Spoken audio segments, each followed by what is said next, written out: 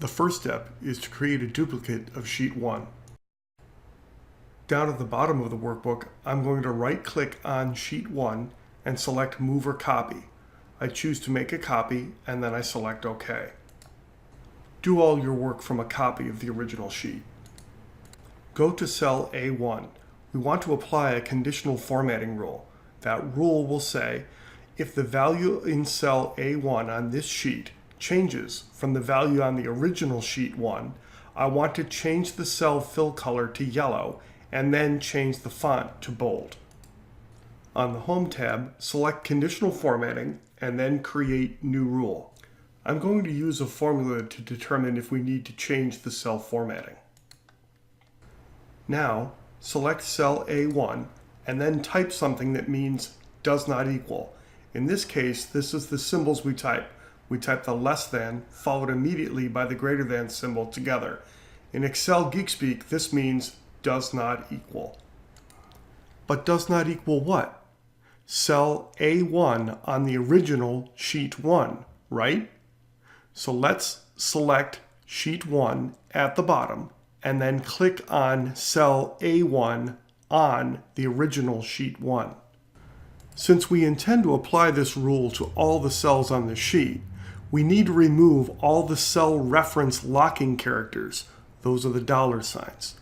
This is tedious because using arrow keys provides undesired results.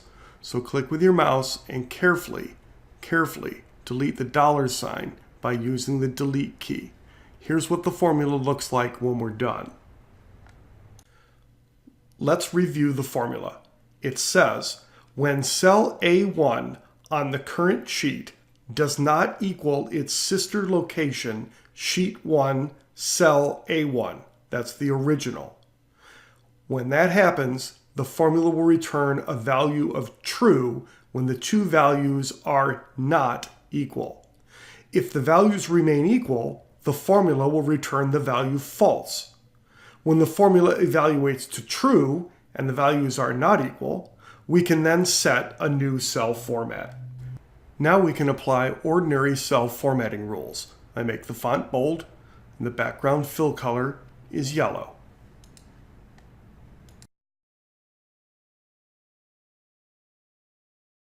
When cell A1 changes, you can see the cell formatting is in accordance with our rule. I can put it back and the expected formatting returns. Let's propagate the rule to the rest of the sheet. We come over here into Manage Rules, and then we can change the cell A1 reference to columns A through G, the entire sheet. See? A through G. Don't forget, no dollar signs. Here's a quick cross-check of our handiwork. Look how I changed the cell values and the formatting changes. And then we just put it back. Now we'll hide the original sheet. Select the original sheet, right-click on it, and choose Hide. The sheet is now hidden.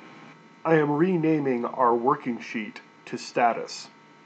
Save your work, and now you can distribute this file to many people who can make their own updates and get their changes back to you.